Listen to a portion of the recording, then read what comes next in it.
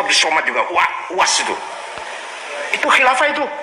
Tidak akan ada yang dapat mewujudkan rahmatan lil alamin selain daripada khilafatul nubuwah, khilafah ala minhajin nubuwah.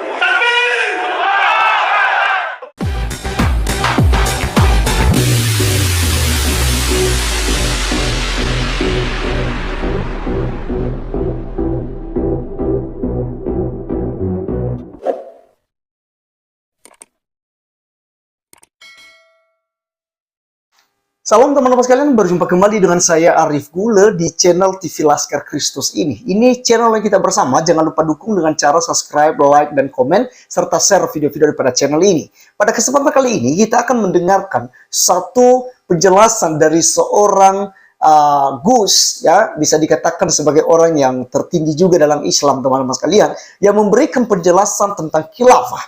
Kalau kemarin kita sudah membahas bagaimana Ibu Megawati membuka diri juga karena dia sangat menentang tentang ajaran khilafah. Dan juga dia berkatakan, ya kalau memang ada yang mau memperjuangkan itu, silakan datang ke kantor saya, ke kantor DPR. Ya, dia sangat membuka diri katanya. Bahkan dia berikan pesan terakhir, siapapun dari pengikutnya yang telah terinfeksi ya mungkin ya gitu ya, yang sudah mungkin mengandung paham khilafah, harus dipecat segera, harus diusir dari bumi pertiwi. Tidak boleh tinggal di Indonesia, buat negara sendiri. Bahkan beberapa juga dari Ustadz katakan bahwa khilafah ini bukan solusi. Ini bukan solusi, bukan juga jawaban untuk masalah Indonesia ini. Karena Indonesia masih bisa diatasi dengan berpegang erat dengan ideologi yang telah dibangun oleh presiden pertama, yaitu Pancasila. Teman-teman sekalian, siapakah pendukung khilafah ini? Ya, kita tidak bisa sembunyikan lagi karena ini sudah beredar di media sosial. Salah satunya adalah Ustadz Abdul Somad dan juga para pengikutnya. Mari kita dengarkan video berikut ini. Abdul Somad juga UAS itu khilafah itu. Tidak akan ada yang dapat mewujudkan rahmatan lil alamin selain daripada khilafatul nubuwah, khilafah ala minhajin nubuwah. Khilafah. Takbir. Ya, karena kalau radikal itu nggak perlu cerdas, tinggal Allahu Akbar gitu aja. Ya Allah, gampang kan? Takbir, nah gampang kan? Tinggal ngomong gitu aja kok. Orang butuh ngajar, butuh sekolah, orang butuh kuliah, orang butuh cerdas, orang butuh hafal Quran, nggak butuh takbir gitu kan, udah selesai. Khilafah itu aja kok. Nggak pernah bangun sekolah, nggak pernah bangun pesantren, nggak pernah bangun madrasah, nggak pernah bangun masjid, nggak pernah bangun musola, nggak ikut berjuang, nggak ikut berkeringat, apalagi berdarah-darah ngelawan penjajah atau apa. Tahu-tahu khilafah apa? Takbir. Artinya apa? Artinya yang ngomong seperti itu orang yang tidak cerdas, alias jawab yang keras alias nggak ikut berjuang. Masya Allah, Pak yang dari Telkomsel, Kiai Hasyim Asy'ari di penjara Jepang sebulan di Mojokerto. Keluar dari penjara tangan kanannya nggak bisa jalan, nggak bisa gerak. Ditemani oleh kiai dari Babakan Ciwaringin namanya Kang Solihin waktu itu, masih santri yang sama-sama dikebuki juga di Jepang. Yang Solihinnya ini Kiai Zain Mustafa dari Tasikmalaya dipenggal kepalanya, diancol oleh Jepang karena nggak mau menyerahkan hasil panen. Kiai Hamid Rusdi dari Malang diberondong peluru oleh Jepang, sudah menjadi nama jalan Hamid Rusdi, walaupun bukan pahlawan nasional, tapi di Malang sudah nama jalan Kiai Haji Hamid Rusdi. Di Lumajang Kapten Kiai Muhammad Ilyas di Lumajang. Jadi Kiai banyak korban. Tahu-tahu khilafah. Apa itu khilafah? Tegaknya khilafah, maka selesailah masalah. Takbir. Abdul Somad juga UAS itu khilafah itu. Abdul Somad UAS itu, Ustadz Abdul Somad itu Solusi satu-satu bagi umat Islam adalah khilafah. Saya punya rekamannya tuh. Kadang-kadang orang lain nggak ngerti, saya ngerti. Polisi nggak tahu, saya tahu.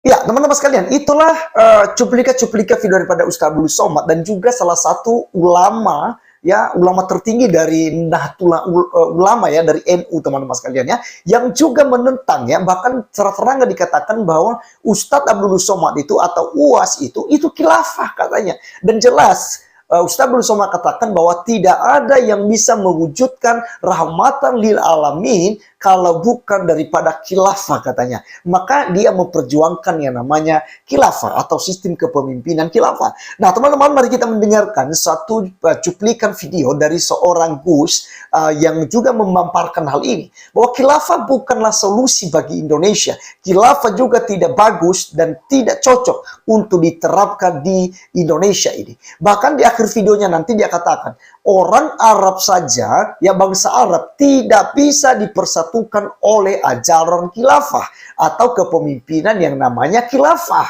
Nah, ngapain harus diterapkan di Indonesia? Tentu saja ini memang mimpi buruk, ya, bagi Indonesia. Dan kiranya juga, ya, dari aparat ada juga Pak Jenderal Junias Tobing yang juga terang-terangan tidak setuju dengan Ustaz Abdul Somad, dengan juga Egy Sujana dan paham-paham radikal lainnya. Dia adalah Jenderal Tentara Nasional Indonesia, teman-teman sekalian, juga mengecam hal itu. Beberapa video kita juga sudah bahas.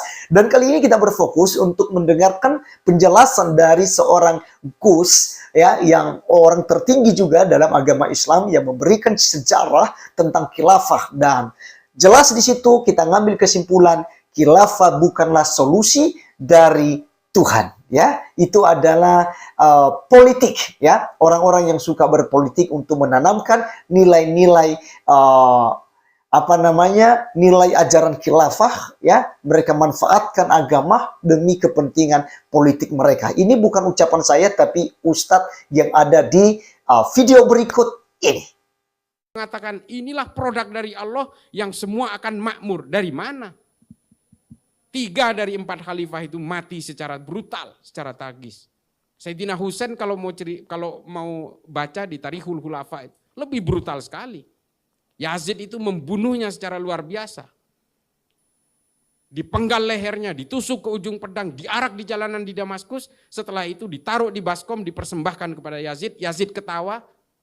Coba bayangkan. Yazid memerangi orang Hurroh di Madinah bagian timur. 211 sahabat Nabi dibunuh, sahabat Nabi yang terbaik. Perempuan-perempuan yang tidak punya suami diperkosa atas nama ghanimah, atas nama budak perang. Sesama Islam ini, bos. Hakikatul Ghaibah yang ditulis oleh Faraj Faudah itu kemudian menampar kita semua bahwa kita itu betul-betul disibukkan oleh politik.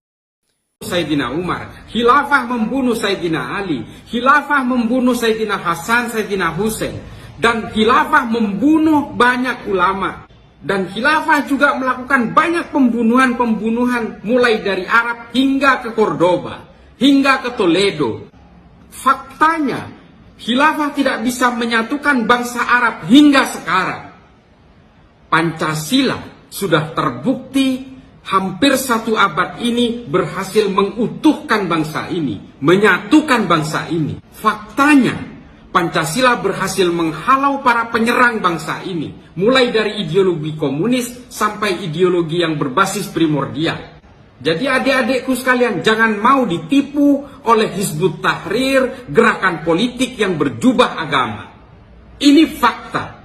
Tidak ada sistem politik buatan manusia yang sempurna, tapi setidaknya Pancasila telah membuktikan itu selama bertahun-tahun hingga menjelang 1 abad ini.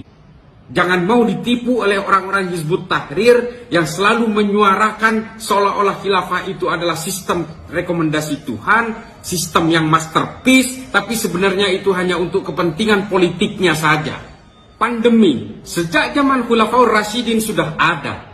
Juga terjadi pada zaman khilafah itu. Baru berakhir nanti pada abad ke-14. Khilafah itu juga dirumuskan oleh manusia dengan segala kekurangan dan kelebihannya. Sama seperti Pancasila, dirumuskan oleh manusia dengan segala kekurangan dan kelebihannya. Pada zaman khilafah juga terjadi seks yang menyimpang, terjadi juga korupsi, Terjadi juga nepotisme. Semua bisa terjadi. Ada juga pada zaman khilafah itu khalifah yang berhasil memakmurkan rakyatnya. Ini kan sistem politik biasa. Jadi, silakan adik-adik sekalian mempelajari sejarah khilafah itu. Bukan hanya dari sisi baiknya saja. Kejahatan dan keburukannya juga banyak. Jangan kemudian seolah-olah khilafah ini adalah masterpiece sistem politik rekomendasi Tuhan. Ini kan semua karena diolah oleh orang-orang Hizbut Tahrir untuk kepentingan politik mereka. Mereka menggunakan agama untuk lebih memperlancar berbagai ambisi politiknya. Jadi saya harap adik-adik sekalian memahami ini semua, bahwa kalian ini sebenarnya hanya dibodohi dengan berbagai sejarah-sejarah tidak nyaman yang berusaha disembunyikan. Ini semua adalah permainan politik. Setidaknya Pancasila telah berhasil menyatukan bangsa ini dalam kemajemukan. Ini fakta. Dan sistem khilafah yang sudah terjadi berabad-abad dan kemudian runtuh pada abad ke-20 di Turki itu ternyata tidak sanggup menyatukan bangsa Arab hingga sekarang.